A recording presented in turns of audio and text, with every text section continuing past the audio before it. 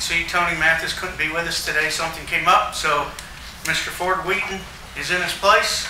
So questions for Mr. Ford-Wheaton. So Bryce, this camp compared to last one, you've now got a whole year with Jared. Most of the wide receivers are back. So where's the comfort level? Where are you guys just talent-wise and performance-wise? I think talent-wise we're there. I think everybody in the room has potential to make big-time plays. Going over a whole year now with Daggy, we've gotten a lot of chemistry now. We all have a lot of reps under our belt, and we talk a lot on the field and off the field, and it's like some higher-level thinking and just small adjustments. We can do that off the field, or we're just on the same page a lot more now. How much bigger are you now? You look like you've bulked up. Yeah. I actually didn't gain any weight this offseason, but I dropped about 5% body fat. So now I'm down to around 5, and I just went from around 10. So before the camp. What did you have to change for you? I mean, obviously, Mike Joseph's got you working hard, but diet changes. Could you go through that? Yeah, a lot of diet changes. I'm a late night snacker, so I cut out a lot of. I didn't really cut it out, but I would start eating healthier things like fruits and like nuts and stuff like that instead of just eating junk food. How was it up there today in the rain? Honestly, receivers don't really like that too much, but today it was pretty fun. I think we started our practice pretty hot, and everybody the momentum carried on, and we were just having fun out there really. As a group, did you catch the ball pretty well in the wet conditions? Yeah, this is probably the best we've ever caught in the rain, honestly. Think it's concentration, or you think it's the work that you've done in the summertime? A little bit of both, yeah. And I think the work we've done in the summertime correlates with concentration always now, and we don't really just try to leave the ball behind. We're looking at the ball all the way to the tuck now, which is a big thing we didn't do last year, so we've improved on that, and now we're just doing it naturally. Right, do you feel like the last couple of years you've just been dipping your toe in the water, and that now you're about ready to do a 3.5 gainer or whatever the hell that is and dive in there? For sure. I think all of us really in the receiver room, I think that we were just getting our feet wet, but now we really have chemistry, and I think we're really ready to take the next step. What makes you feel that way? Just the work. I'm really confident in the work we put in. I think that we've worked harder than anybody. I think my coach has already been in here and told y'all that we've had 110,000 balls we caught this offseason.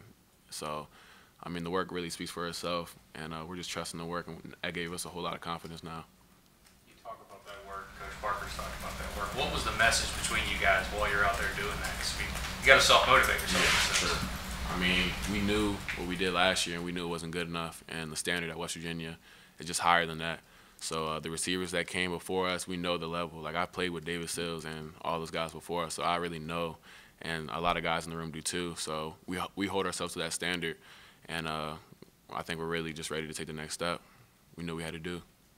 Curious, how is Jared better this year than he was in the past years? His accuracy has improved a lot, but that came from a lot of work in the summer too. He would always, whether we wanted to or not, he would always drag us out there. Come on, let's go catch or run 10 routes for us or something like that. So they were doing a little quarterback school every day after workouts. And you can just come from a heavy squad or whatever. And Diggy doesn't care. He wants you out there running the routes too. So it's a lot of timing, and I think we got it down. And like I said before, we're really on the same page, and I think that's one of the biggest things. Looks like, I don't know if his arm's fresher, but it looks like a little more velocity. Yeah. He's got a little more today. I don't know what he's been doing, but yeah. He really came out and kind of surprised me a little bit too. He's making great throws, and squeezing the ball in tight windows, and just really threading the needle. And downfield, he's really putting the ball where we can make plays. So that's all you can really ask for as a receiver.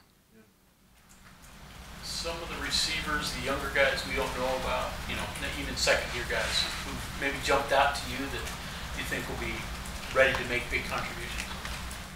For sure. I think all of them they've taken great strides, but Caden Prather right now is really playing at a high level. They gave me the job of really kind of mentoring him when he first came in January, and he's done everything I've told him to do. My coach is hard on me with coaching him, so he knows that there can't be a drop-off when somebody comes out the game. And KP has really stepped up, and he's embraced that role. So he's learning everything he can right now, and like I said, he's playing at a high level. Physically, he looks the part. What makes him different on the field? I mean, even as a true freshman. He's just really twitchy. To be like that big, you usually see like a lot of straight line speed or just doing like making crazy catches. But he's as twitchy as a slot player, and he's 6'4", and he's already 210, and he's just scraping the surface now. Like he's just had 5-6 months of off-season training, so there's no telling. Like his potential is through the roof. Along the lines of the question you asked before, on the other side of the ball, the guys that are defending you, who are some of the guys that are impressing you that's covering you? I go against Jackie Matthews. Jackie Matthews he's going to be good this year for sure. He gives me a lot of good work. Daryl Porter too. We call him DP. He's done a great job too. He looks like he's ready to be in the game and make plays. Nick Troy will alternate. He'll come over and guard me in one-on-ones and just to get different work. He always brings it too. So all those guys are really looking good. That new passing machine wearing you guys out? We're wearing it out. We love that thing. Every day after the walkthrough, we'll catch at least 50 balls and just track them over our head, which is it's an important catch for us. So we love that thing. though. It's perfect. Has that been the one ball that you've had to really work on? Is it the one tracking over your head? Is that the ones that you're good? It's that one? Yeah, like your body naturally wants to face the ball, and you just want to catch like this, but that machine forces you to, it drops it right over your head into like a bucket, so you have to like really track the ball, which is a movement that we really do in the game. So we don't just stand still and catch balls ever.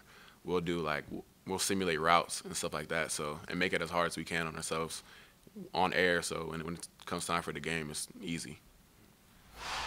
You mentioned 110,000 catches as a unit. Are you confident that the drops as a group are not going to be an issue going forward? Well, I mean, drops are always going to happen at the receiver position, but like limiting the drops is really the main thing. So I think that we've put in work, and I think we all trust our hands enough, and we have enough confidence right now to know like we shouldn't be dropping those balls. Like we did this we've caught 110,000 balls. Like we've put the work in, so just trust your hands and do what you have to do.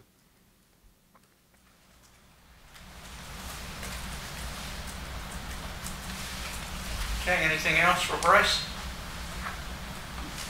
All right, thank you very much. Thank you.